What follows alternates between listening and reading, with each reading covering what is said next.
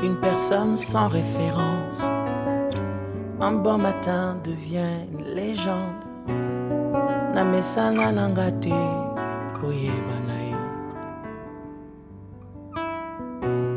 Les courtes prières en public et les résultats sont magnifiques. C'est qu'elle est nanga koumenana no. Il m'appelait, je le sais, Likabwezo pela katinanga. Namituni pona nini, ezo umela yakolobe zebele. Bonsoir chez vous, soyez bénis. Que la grâce de Dieu soit votre partage, que Dieu exauce vos prières, tout ce que vous lui demandez en ces temps-ci, en tout cas, que Dieu vous exauce et qu'il vous fasse du bien. Nous sommes encore dans la joie de vous retrouver dans cette nouvelle tranche de temps d'édification, pilotée par la structure ATK Édification, et nous bénissons Dieu vraiment pour ses travail et nous ne cessons de vous remercier pour vos encouragements, vos réactions, vos suggestions, votre soutien. En tout cas, que Dieu continue à vous bénir et à vous faire du bien. Donc, nous sommes là encore dans cette nouvelle tranche où nous allons parler d'un nouveau message. Donc nous allons parler d'un nouveau message, mais c'est un message que nous allons vous annoncer pendant ces moments.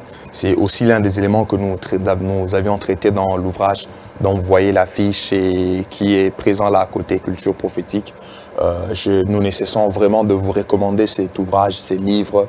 Nous croyons qu'il y a plein de bonnes choses que Dieu a réservé pour vous en les lisant.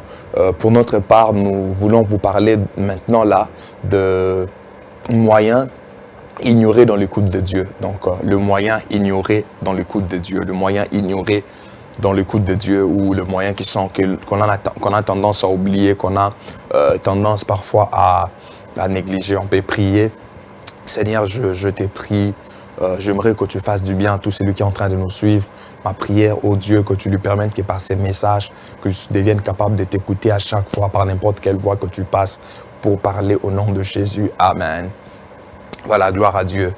Comme je l'ai dit, nous parlons sur le moyen ignoré dans l'écoute de Dieu. Vous savez, bien-aimés, il existe toute une panoplie de moyens ou toute une panoplie de voies que le Seigneur utilise pour communiquer avec les hommes. Il y en a plusieurs. Si vous lisez avec moi Job chapitre 33, le verset 14, c'est un texte que j'aime beaucoup. J'ai l'habitude de reprendre ces textes souvent quand j'aborde l'aspect lié à l'écoute de Dieu. Il est dit: Dieu parle cependant tantôt d'une manière, tantôt d'une autre, et l'on n'y prend point garde. Donc, c'est-à-dire, si on me posait peut-être une question de celle de savoir comment est-ce que Dieu parle, je dirais que Dieu parle tantôt d'une manière, tantôt d'une autre. Ce qui veut juste dire que je dirais Dieu a plusieurs manières, plusieurs façons de parler. Donc Dieu a plusieurs voies de communication. Dieu a plusieurs canaux par lesquels il passe pour pouvoir parler, donner un message. Mais vous remarquerez que aujourd'hui, c'est pas une mauvaise chose. Nous attendons que Dieu nous parle dans des songes. Nous attendons que Dieu nous parle dans des visions. Oui, c'est très très bien. Mais sauf que nous ignorons, nous oublions certains moyens. Parfois qu'on qualifie, qu'on pense ne pas être spirituel. Savez-vous que dans le domaine de l'écoute de Dieu, ce qui est très important, ce qui est très capital, ce n'est pas la voie par laquelle le Seigneur passe, mais c'est plutôt le contenu, ce que vous recevez.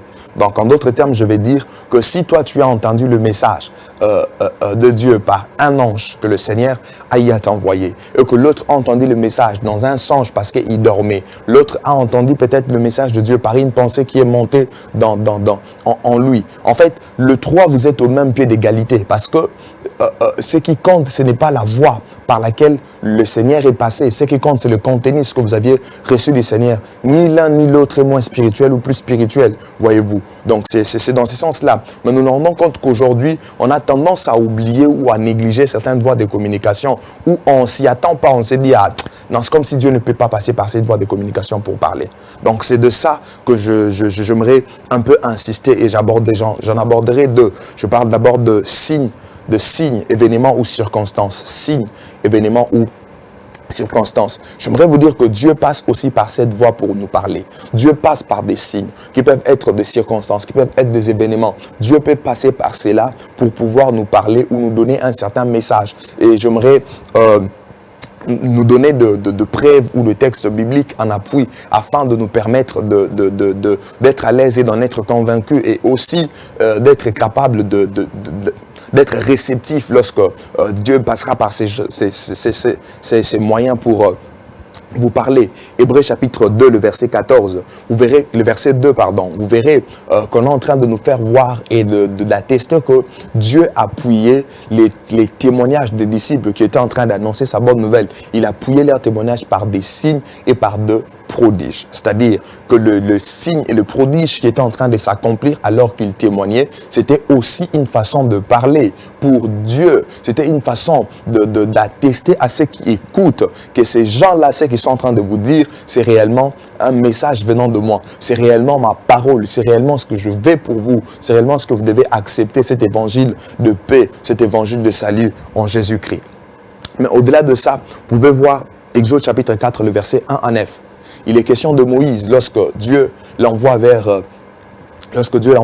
Israël pour aller délivrer Israël en Égypte. Il s'est posé beaucoup de questions, mais comment est-ce qu'ils vont croire, comment est-ce qu'ils vont accepter que c'est toi qui m'envoies et qu'on sort. Moïse s'est posé des questions comme ça. Qu'est-ce que Dieu a fait? Dieu lui a montré des signes.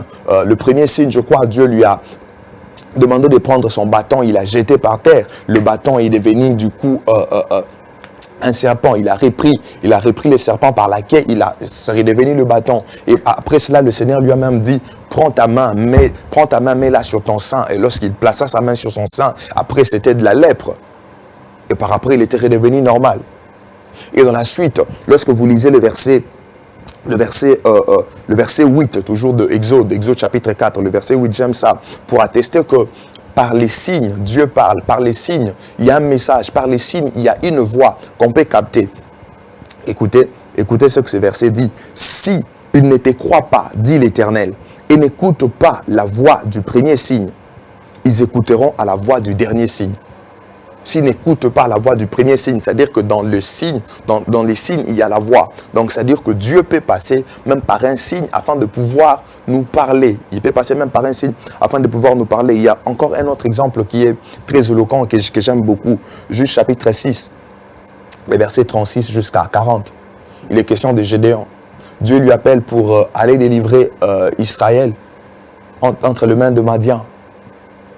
Et il voulait s'assurer vraiment que Dieu veut délivrer Israël entre les mains de Madian. Et il propose un signe.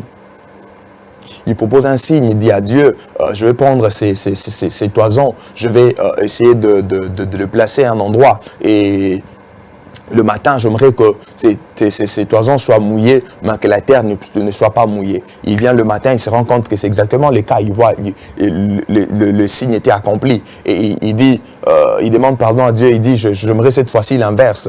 Donc, que la terre ne soit pas mouillée, que la terre soit mouillée, mais que le toison reste sèche. La toison plutôt reste sèche. Et la toison était restée sèche le lendemain. Donc déjà par cela, Gédéon pouvait déduire que Dieu veut délivrer Israël entre les mains de Madian. Donc voyez-vous, donc par un signe, Dieu peut parler. Par un signe, par un événement, par une circonstance, Dieu peut parler. On peut déduire le langage de Dieu là-dedans. Matthieu chapitre 24, le verset 32 à 33. Vous verrez Christ lui-même en train de dire, alors qu'il répondait aux questions des disciples sur la fin des temps, et ça et là. Il dit, il leur propose une comparaison tirée du figuier en disant que lorsque ces feuilles deviennent tendres, on se dit que l'été approche. Voyez-vous. Et il est en train de leur faire comprendre que lorsque vous verrez toutes ces choses s'accomplir, sachez que le Fils de l'homme est proche à la porte. Donc il y a toute une panoplie de signes, des événements, de choses, des éléments précurseurs au retour du Fils de l'homme qui est Christ. Et ces événements, ces choses sont comme un langage, ces choses sont comme de messages pour dire que le Fils de l'homme est proche, pour dire que le Fils de l'homme est en train de revenir, pour dire que le Fils de l'homme est presque à la porte. Voyez-vous que c'est dans le domaine eschatologique, c'est comme ça. Donc, on parle même des signes du temps de la fin. Quand on parle des signes du temps de la fin, c'est-à-dire que ce sont des signes qui indiquent, en d'autres termes, ces signes nous parlent, ces signes sont parlants pour dire que nous sommes au temps de la fin. Nous sommes au temps de la fin. Donc, j'aimerais insister qu'il est possible de déduire le langage de Dieu par les signes. Ça, c'est possible. Par des situations, par des événements. C'est possible. Mais j'aimerais vous dire qu'il existe des événements qui parlent et qui sont très significatifs spirituellement. Il existe des événements qui parlent et qui sont très significatifs spirituellement. C'est-à-dire qu'il y a des choses qui arrivent dans nos vies, des choses qui peuvent arriver dans une nation. Et d'ailleurs, Israël est considéré comme étant la boussole de Dieu sur la terre. Donc, il y a beaucoup de choses, même à ce qui concerne la fin des temps et même dans le monde eschatologique, on se réfère très généralement à Israël. Voyez-vous, donc il y a certaines choses qui peuvent se faire, s'accomplir dans une nation, s'accomplir dans une église, s'accomplir dans votre maison, s'accomplir dans ta vie et avoir une certaine signification spirituelle, avoir une certaine connotation spirituelle. Je donne un exemple. Dans la Bible, vous verrez qu'on nous parle de l'abomination de la désolation qui sera installée dans les lieux saints après l'enlèvement de l'Église, pendant la grande tribulation. Et lorsqu'il y aura l'abomination de la désolation, vous pouvez lire ça dans Matthieu chapitre 24, ce sera un élément qui atteste que le retour de Christ, le retour de Jésus n'est plus loin, c'est très proche. C'est pour dire que le Fils de l'homme est à la porte. Vous voyez que quand il y aura l'abomination de la désolation, ça sera un événement, ça sera un signe, ça sera une situation qui aura une implication sur le plan spirituel, qui aura une certaine connotation sur le plan spirituel ou une valeur et une signification. Ça, c'est très important. Il existe des événements comme ça. Voilà pourquoi tout événement n'est pas ordinaire. Tout dépend de notre sensibilité. J'aimerais aussi nous dire que la volonté de Dieu est que nous puissions être capables de discerner les signes des temps. Oui. C'est la volonté de Dieu. Dieu veut que nous soyons capables de discerner les signes des temps. Chrétiens, enfants de Dieu, où que vous êtes, partout où vous nous suivez, j'aimerais vous dire que c'est la volonté de Dieu que nous puissions être capables de discerner les signes des temps. Quand vous lisez Matthieu chapitre 16, le verset 1 à 2, vous verrez comment est-ce que Christ parle aux scribes et aux Sadducéens, si je ne me trompe pas. En leur disant qu'ils savent discerner lorsqu'il est question du ciel, quand il fait ceci, vous savez que c'est la pluie, vous savez que ceci, c'est là. Mais vous n'arrivez pas à discerner les signes des temps. Donc Dieu veut que nous puissions être capables de pouvoir discerner les signes des temps. Voilà pourquoi j'aimerais même vous dire qu'il est important que vous puissiez vous informer à chaque fois sur l'actualité mondiale. Oui. Oh non, moi je ne suis pas les histoires du monde. Non, il faudrait vous informer sur l'actualité mondiale. Pourquoi? Parce que cela peut vous servir dans la lecture des temps. Cela peut vous servir dans la lecture des temps pour capter aussi la voix de Dieu par des événements, par des circonstances, par des signes. Cela est très important. Vous vous poserez peut-être la question, celle de savoir comment écouter Dieu par les signes et les événements. Comment est-ce qu'on peut écouter Dieu par les signes et des événements? Il y a des choses que j'aimerais vous proposer. La première des choses que j'aimerais vous proposer, c'est être sensible au Saint-Esprit. Parce qu'il y a de ces choses qui arrivent, des événements qui peuvent se produire. Et au-dedans de vous, vous sentez une conviction émanante de Dieu, une conviction qui monte, une ferme certitude que ça veut dire telle chose. C'est possible. La première des choses que je vous conseille, c'est être sensible au Saint-Esprit. Mais deuxièmement, je vous conseille de vous cultiver bibliquement. C'est cultiver bibliquement et scientifiquement. Ça, c'est très important. Être un homme cultivé.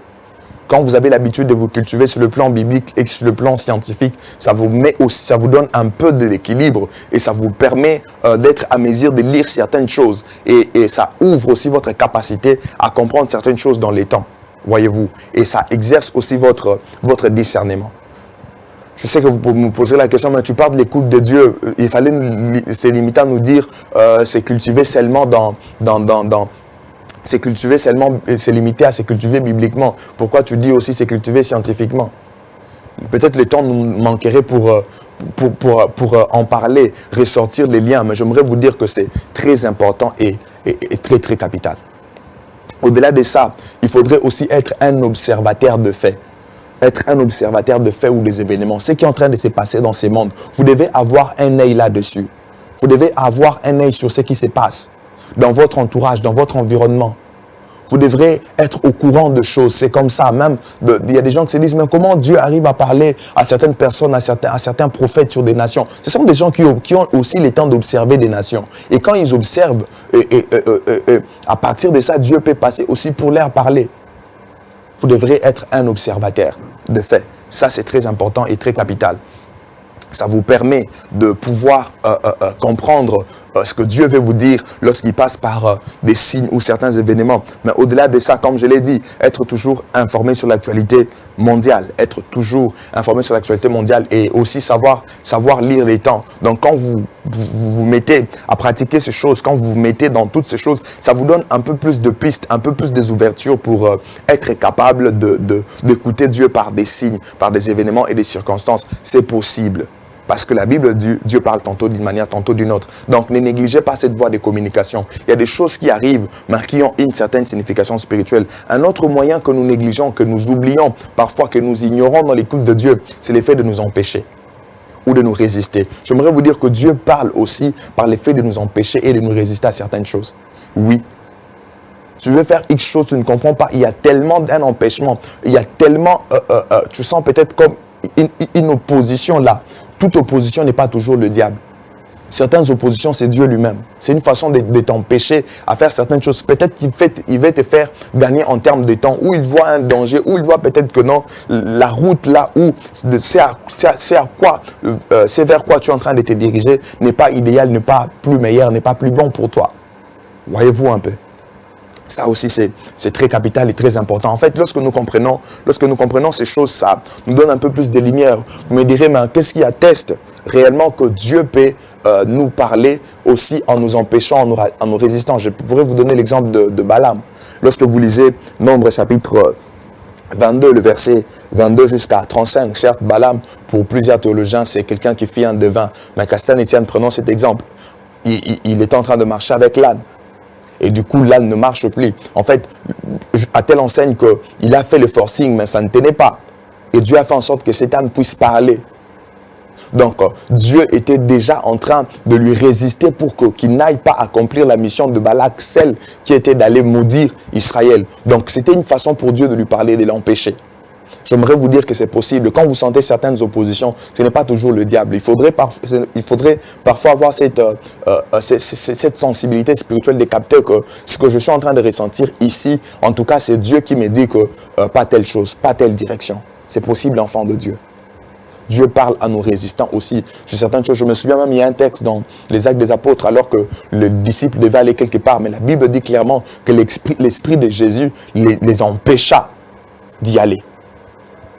Parce que Dieu avait un autre plan, un autre chemin à leur proposer où ils devaient aller. Je me souviens même de témoignages, l'un des témoignages que mon père spirituel, le révérend Dieudonné Mwambanzambi, nous donnait une fois pendant qu'il prêchait. Il dit, il y avait un homme de Dieu qu'il connaît, il devait rentrer à la maison, il prenait son transport. Du coup, il veut monter dans un taxi, dans un taxi-bus. Du coup, il y a quelqu'un qui vient s'opposer, refuser qu'il monte, un peu comme lui repousser là. C'était une façon de parler pour Dieu parce que juste après quelques temps, lorsqu'il a pris un autre bus, en cours de chemin, il s'est rendu compte que le bus là pour lequel il lui a refusé d'entrer, ce bus a connu un accident. Vous voyez, Dieu lui a épargné d'un accident. S'il voulait faire le forcing, il allait rater. Il allait peut-être mourir. Donc, j'aimerais vous dire que ne vous attelez pas seulement. Je ne dis pas que mettez de côté les songes, les visions autres. Non, Dieu parle par des songes, Dieu parle par des visions, des extases, des anges. Il passe par toutes ces voies. Mais ce qui est idéal, c'est que vous devriez vous exposer à toutes ces voies. Même si Dieu a l'habitude de vous parler généralement par de telle façon ou de telle manière, mais que cela ne vous empêche pas d'être capable de l'écouter aussi par d'autres moyens. Voilà pourquoi cette sensibilité, elle est très très importante. Dieu peut passer par des signes, Dieu peut passer par des événements, des circonstances. Dieu peut passer même par l'effet de vous empêcher. Au-delà de ça, Dieu peut même créer certains vouloirs. Tu sens juste envie de faire certaines choses. La Bible dit, c'est Dieu qui crée en vous le vouloir et le faire. Donc, il peut passer même par ça pour vous parler. Je voudrais vous dire que le domaine prophétique est très très vaste. Nous n'avons pas l'impression, nous n'avons pas la prétention d'en avoir le monopole. Mais nous avions juste voulu vous exposer le peu que le Seigneur nous a mis à cœur. Donc voilà un peu, ma prière est que Dieu vous bénisse, que le Seigneur vous aide afin que, même si passez par n'importe quelle voie, que vous soyez capable de capter sa voix, de comprendre son message, comprendre son langage. Soyez bénis.